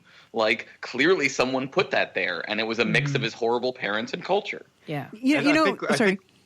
I think one of the ways that we sort of fight it is what we've been saying before, which is creating some sort of stopgap with, outing people who have done it in the past, even if it was 20 years in the past. But then also I think we need to change the way that we raise our boys, right? Just like, little girls used to be taught at very young ages how to behave around young men, and boys will be boys. Yeah. We need to teach our young boys how to treat other people, how to treat women. And that needs to start at a very young age, right? Go ahead. Sorry, this is a story I've said a couple of times, but just so that you all know it, right? My dad was a truck driver, he was a locksmith, he was a Vietnam vet, Marine. He was a tough guy in my eyes. When I was 6 years old, my cat got run over and killed. And I was on the couch crying, and my dad came up to me, my big, tough dad came up to me and said, "It's okay to cry," right? Even though I was raised in a very stoic male, toxic masculinity environment, that defined my character. Was that moment that my tough, strong Marine dad told me it was okay to cry. Yeah. I don't know if I like that story. That puts a lot of pressure on me as a parent. I don't know what fucking moment is going to fucking stick, and he's going to fucking tell it on a podcast in 30 years. My mom told me to shut the fuck up already. And my dad's a clinical psychologist. My parents got divorced when I was 7, and my parents did a really good job of keeping their emotional shit away from me during the divorce. But it also gave me the impression that emotional shit is to be managed on the side and not expressed. Yeah. Right? So not until many years later was I comfortable, even though I was a very empathic person because I was raised by those people. So what I'm saying is, don't freak out about it. People are going to be who they're going to be. And at the end of the day, you're going to be a good parent. It's going to be fine. So or it's going to be terrible. It might be a terrible timeline there. I'm still really bad with emotions. I worry that I'm sending the wrong signals to my son. Worry's an emotion. Well, yeah, but I don't express it much outwardly. Yeah. You don't do the Woody Allen. Yeah. No, there's a really incredible video that's circulated Facebook a couple of times, and it's it's this black man who's the head of this dojo or whatever, and there are these really young boys all black, right? And they're this one kid is trying to break this board, and he can't do it very well. And he's starting to cry, and the guy basically it's a beautiful moment because you don't see this, right? Which is a very strong black man sort of telling this young black man, it's okay to cry. You got to push through the pain. And I know it's difficult and it's just life. And he sort of gives this whole, this is how life is going to be hard, but you need to push through it. And then you see him succeed at the very end. And it's fucking gorgeous. And I cry every time I see it. That's fucking awesome, man. Yeah, I love that. That's it. That's, I mean, as a parent, I know I can acknowledge this stuff. And I when I talk to my son, I'm very much yeah, we need to be able to cry and we need to be able to express ourselves. But I don't personally do any of that. So you should totally cry. Lay your head on my shoulder. So it's kind of. I know not why you cry, but it is something that I can never do. So it's very mixed kind of signals. I've never seen my father cry. I've never seen my father cry. Right, but he told me it was okay. But the message got through anyway. Okay. We do a lot of things in our, my son's only 6, so we do a lot of things to help him express his feelings in positive ways because he was doing a lot of acting out. So, he has these circular construction paper things like hanging from his doorknob from yarn, and each one has a different face. One is like a happy face, one is a sad face, one is an angry face. And then like if he's really mad at me, instead of like throwing stuff or having a tantrum, he'd be like, he walks over to his door and chooses the mad face and hangs it on his door and goes in. And he's like, I'm angry. Well, I think that's a really important part of being a parent too, because you're validating your child. You're not necessarily like saying you should like be like this or be like that. It's just like, I know you're mad. And it's just letting, I think half of it is just letting them be pissed off or sad or whatever, and teaching them the ways to healthily work through those emotions, because and that's what I try to do with my daughter. And I mean, she's 5 and she's a very emotional kid. And I mean, she wears her heart on her sleeve, and half the time I just hug her. If she's pissed off or mad, or sad, I just hug her. I don't like, I'm so sorry. I just like, hey, I'm sorry you're having a shitty day. Like, come here, I got you. Yeah, we have to, like, as parents, like, be okay with our kids experiencing suffering, right? And helping them figure out how to deal with that is the more important thing, right? By age 2, we have experienced every emotion from pure, unadulterated joy to, like, vicious anger, I want to murder something. By age 2, we've experienced the entire range of human emotions. The whole gamut, yeah. One thing I wanted to add about teaching our boys to treat women better. I think we also need to teach our boys that women's voices matter, that their words matter. No, they don't. That's not true. No? Women don't. I mean, thanks for proving my point. We do debunk myths on the show, Angela. Women's voices don't matter. Common misconception. And teaching girls that they don't have to put up with shit. I was taught that, like, I was essentially like, here you go. All you are. I wasn't supposed to go to college for a fucking degree. I was supposed to go to college to find a husband. That was what I was taught. So I mean, we need to teach girls, fucking go, do your thing, be a fucking paleontologist, marine biologist, whatever the fuck you want to do. If you want to get married, go for it. But that doesn't have to be the period of your life. Like, that doesn't have to be the be all and the end all, that you get the picket fence and that you get the fucking 2.3 children. Like, it's not that. I think we need to teach women or teach girls who eventually become women, that you're a whole person without a dude. You don't need a guy to complete your life. Nothing makes me happier than when my daughter says, I'm never getting married. At UVA, we call that an MRS degree, by the way. Yeah. Yep. I totally agree with you, and I think that it ties together what you're saying and what he was saying about the crying, and the fact that the real, I think, synthetic position is to say is to untether all of these different kinds of behavior from cultural notions of what is particularly assigned to a particular gender. Yes. So, like, men should be able to experience emotions, but at the same time, they shouldn't feel the need to, like, expressively cry if they don't feel compelled to do so. Yes. And at the same time, women should be able to feel okay with finding someone at college who they decide to fall in love with and marry, but also feeling like that isn't the goal of being at college. Yes. So, like, just separate all of these things. Like the whole... Because the goal is to just breed. Right. Fucking give birth. The healthy version of masculinity should go away is the idea that, like, masculinity and femininity are concepts where we assign certain virtues to particular genders. Yeah. And we say that if you're this gender, you should optimize these particular virtues. Mm-hmm. And that's stupid. Right. Mm-hmm. On its face, it's just stupid. Mm-hmm. And so, like, as, like, modern secularists, we should be at the forefront of saying, whatever gender you are, engage in whatever behavior feels healthy and natural to you. Yeah. Where I work, I mentor 3 graduate lighting design students. And as part of my mentorship, they're all women. And I push them hard. And I push them and I tell them that it is not going to be an easy world because the industry is very male dominated, and that I'm not going to take it easy on them because I want them to be fucking successful. And when they slack, I tell them that they're slacking. And when they do well, I tell them that they're doing well.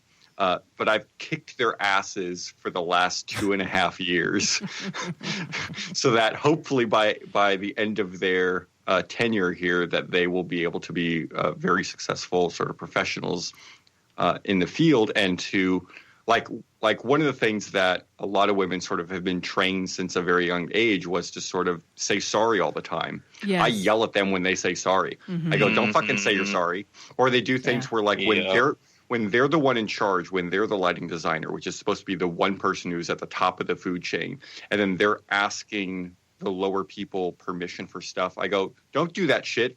Say it as a statement. Don't ask it as a question, right? When I am sort of pretending to be one of their underlings and they ask me a question, I go, say it as a statement. Yeah. Like I'm not the one who's making the decision. You make the decisions. Say it as a statement. Yeah. Yeah. So, Yes, queen. Fair enough, except that you have to keep in mind that for a woman to be successful in a position of authority, she can't actually just act the same way a man in that position would. Oh, so good. Because she won't elicit that same, like look at like Hillary Clinton, for example, you won't elicit that same response from people. You have to walk a very delicate, I mean, I have a job where I have to tell people what to do, and I can't do it in the same way as my male colleagues. You have to find a different line. I 100% agree. I'm sort of generalizing because I don't say it constantly. But like for instance, there was a time where one of my lighting designers and then one of the master electricians, who is also a young woman, basically like one of them was like, oh, do you think we should do this? Well, what do you think we should do? Well, what do you think we should do? Well, what do you think? It literally went back and forth 6 times. Oh, wow. And I was like, Deb, you need to make a decision. You're the one who's in charge. Mm-hmm. Yeah. No, I mean, I hear like there's definitely a place to encourage assertiveness and to encourage, and to establish that authority. But I'm just pointing out that you can't. If like, I mean, the people who are transgendered and they've gone from being seen as a woman to being seen as a man, or vice versa, will report this, and you really can't elicit the same social response from people by acting the same way. Totally. I don't mean to interrupt you, but this is going to sound like the stupid male who's been clueless for a long time. You never sound that way, Cory. Is this the reason that there's this stereotype that women can never make a decision when they're asked to do a thing? Like, I think a little bit, because I think if a woman says this is the way things are, the way that a man says this is the way things are, she'll be viewed differently. Yeah. Right. And she's 100% right about this. Yeah, it's true. Like, for example, if I was leading a team, I would try to get everyone to come to a consensus and everyone feel like it was all of our ideas that we gathered at that. Like, what I mean? That's for example, I would, like, depending on what, but like, I really can't go into a meeting and be like, guys, this is how we're going to do it, because that's shit. Because I don't have the social capital to do do I have to, if I care about, like, I work in the healthcare setting, if I care about whatever ends I want to meet that's best for the patient, I need to think about this in a way that, because my end goal is to get the thing done that I know is the best thing to do. And my training tells me the best thing to do, but I can't just come in and say, no, it's this. Yeah. I just can't. Yeah. I think in my instance, it's a little different only because, like, they are the designer and they're the ones who are creating this thing, and the other people's jobs are to implement their design. Yeah. This actually really frames a lot of my own behavior at my job. I have a female coworker, which is really unusual in the oil industry. And when I write down a thing and I say, this is what needs to be done on your shift, and her shift partner, who is also a guy, they just do it. But when they write something down, then me and my shift partner, we often question it and second guess it, and like we're all like she writes it in the same way. Fucking patriarchy. Right.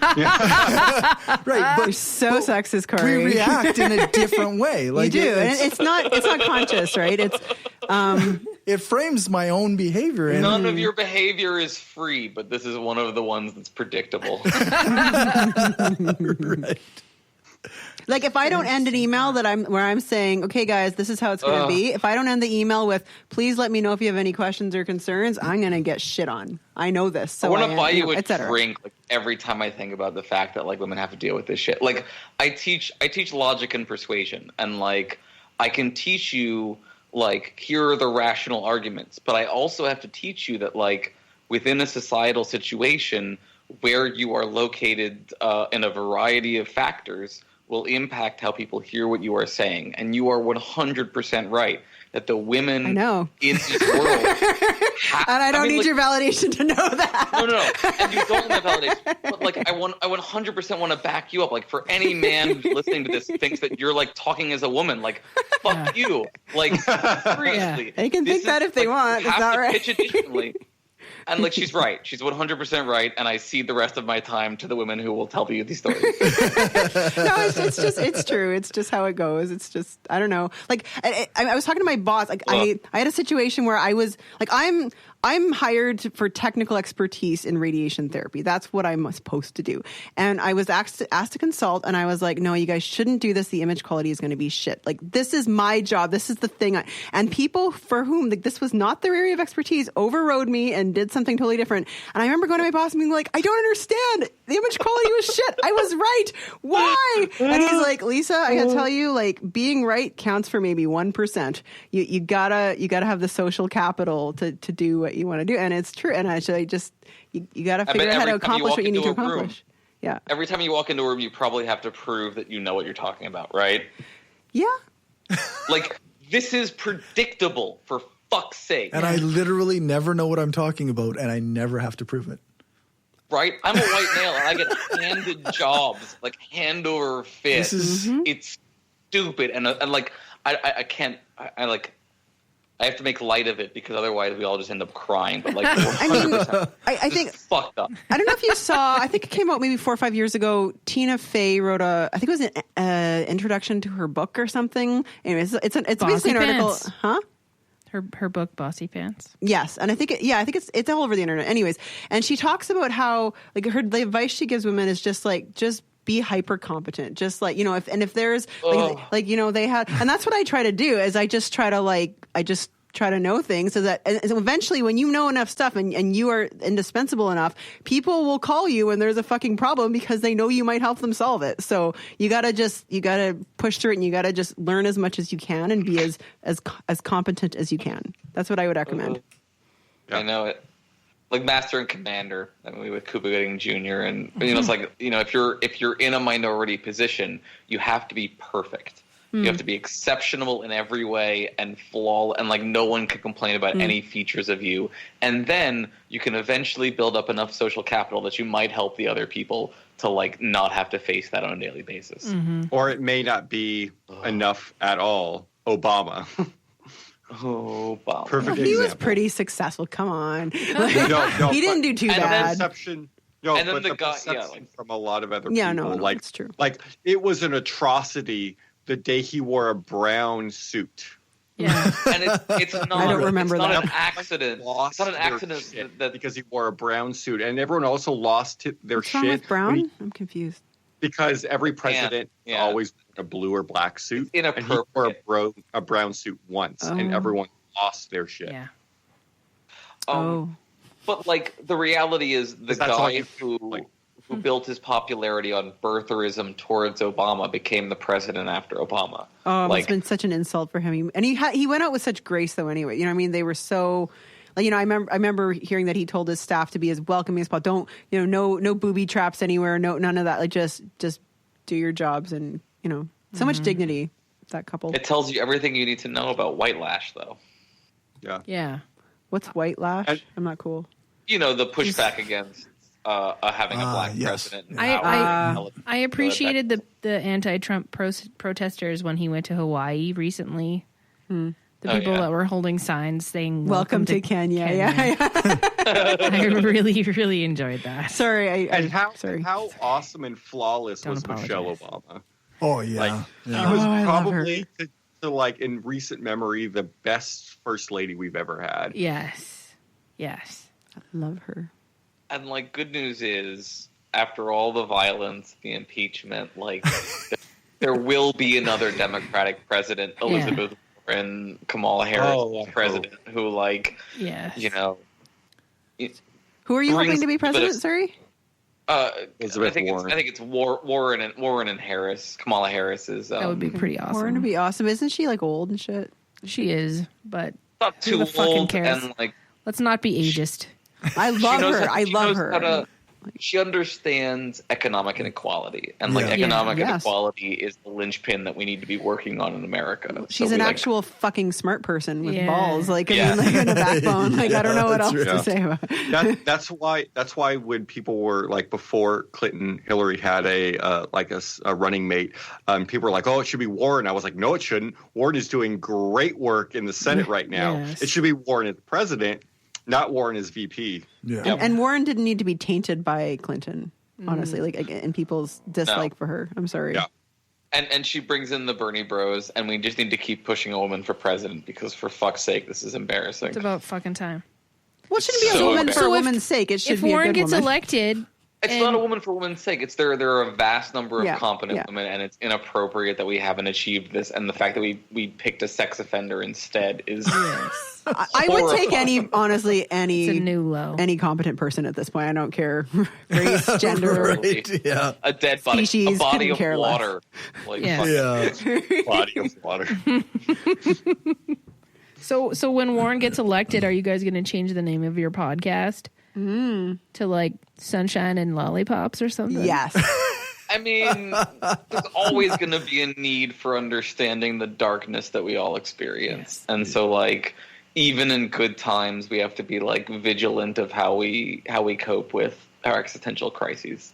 I will say this. If Warren becomes president, Aaron, you have to concede that you have lost the argument. I will concede, if we don't burn this motherfucker down in the period of impeachment and subsequent election, then I will concede that we're okay for the moment. Wow. Very generous of you. Wow. Right. I'm going to hold you to that. So I mean, philosophers don't ever concede that they've lost the argument.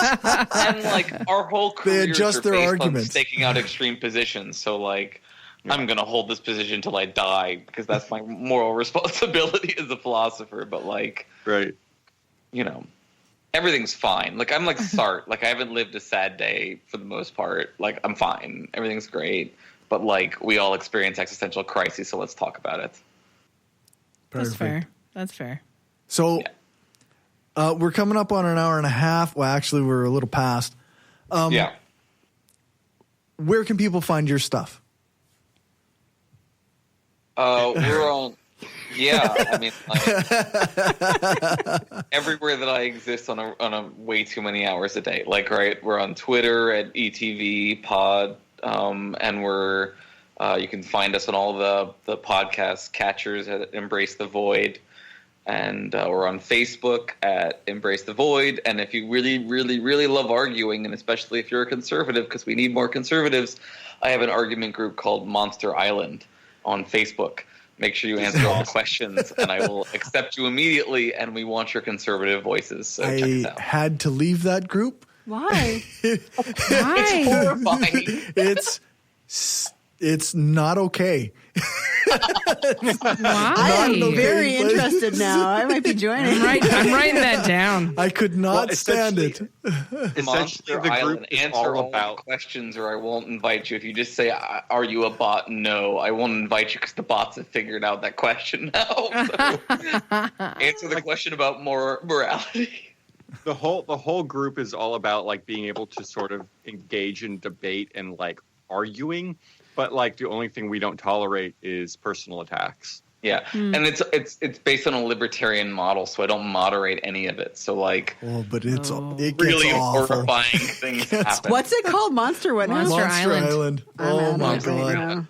Yeah, check it out. I was looking it up right now. I don't know, maybe 4 weeks. I was in there.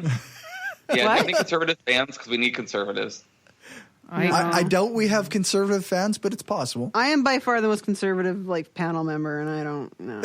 I genuinely value differences of opinion, and it's hard to get a group to stay balanced. when I put that into Facebook, I just put monster, and then it's the fourth thing. Yeah, Fourth. pretty good.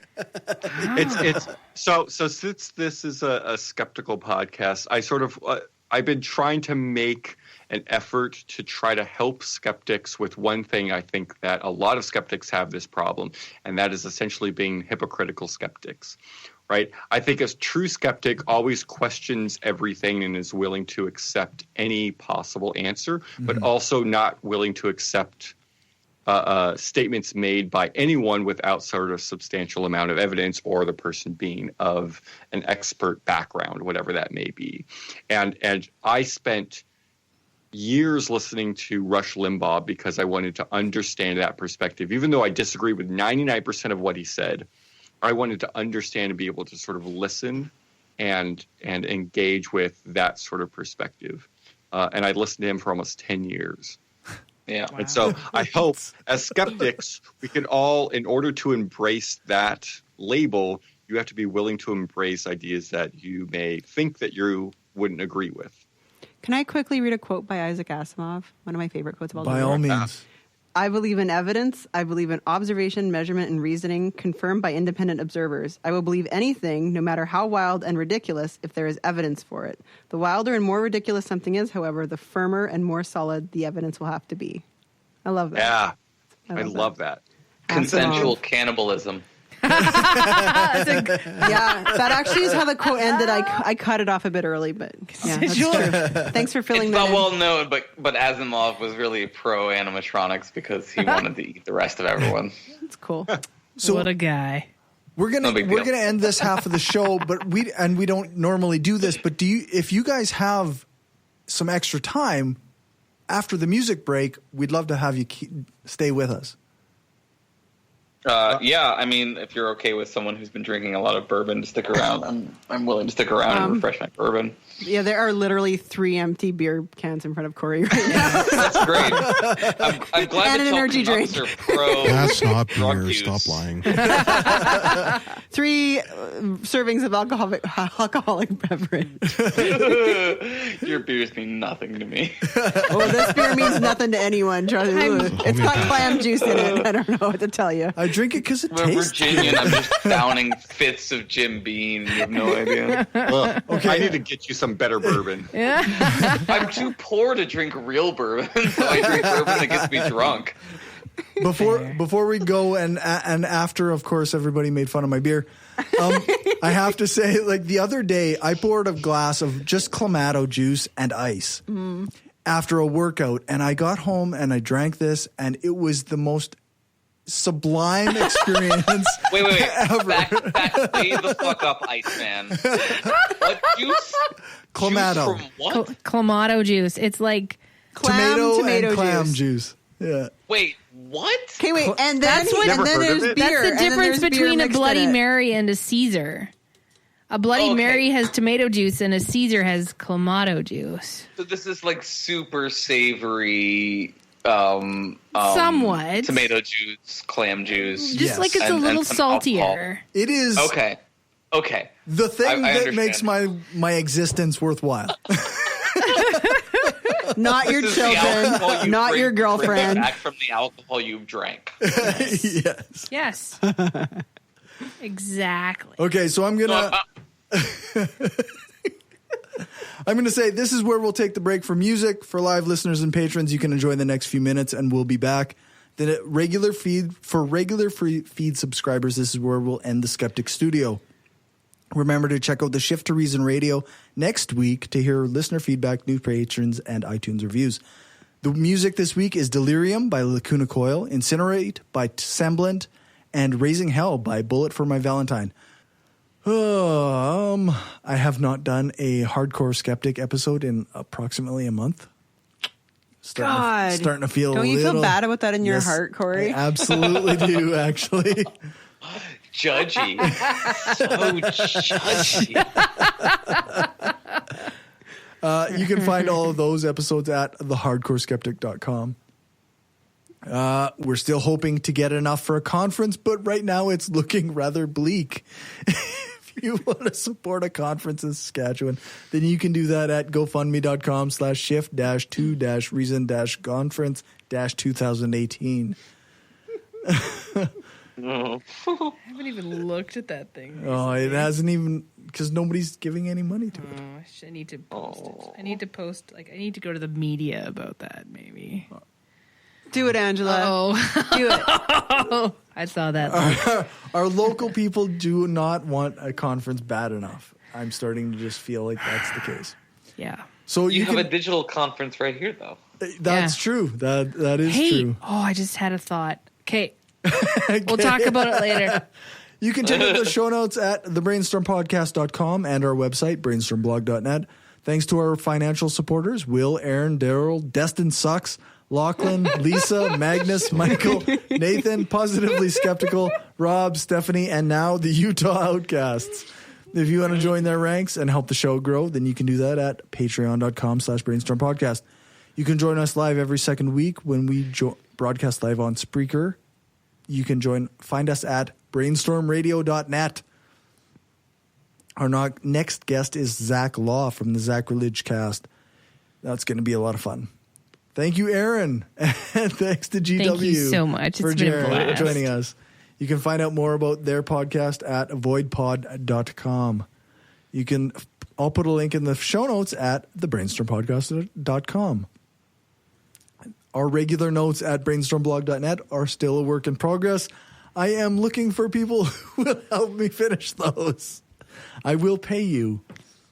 Yeah, so that's that. Thanks to Dave for our intro music. Thanks to Alex Kepper-Murdoch for doing the voiceover for the intro and some of our ads. And thanks to Jason Camo for our outro music, which we didn't play today. You can find his stuff over at We'll get some hi-hats. There we go. We'll get some hi-hats. There we go. All music played is either with permission or under the SOCAN license to play. For more information on SOCAN, you can check out the music license info on our website, brainstormblog.net. Remember to give us a rating, a thumbs up, or a fave on your podcatcher of choice.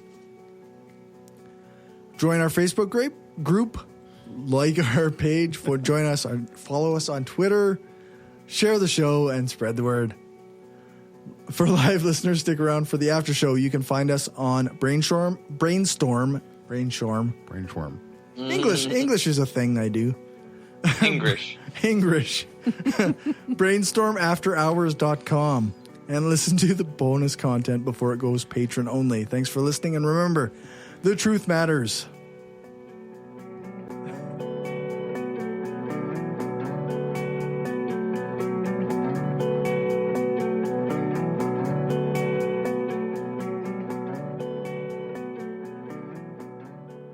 This is an opinion-based podcast. Each person on the podcast is responsible for their own opinions, and those opinions don't necessarily reflect the views of the rest of the panel, any guests, or anyone associated with the people. This is an opinion-based podcast. Each person on the podcast is responsible for their own opinions, and those opinions don't necessarily reflect the views of the rest of the panel, any guests, or anyone associated with the people on the podcast, such as spouses, partners, children, other family members, friends, or employers. No one person speaks for the podcast with the possible exception of Cory, and he doesn't speak for anyone else on the show. The Brainstorm podcast does not represent the views of our sponsors.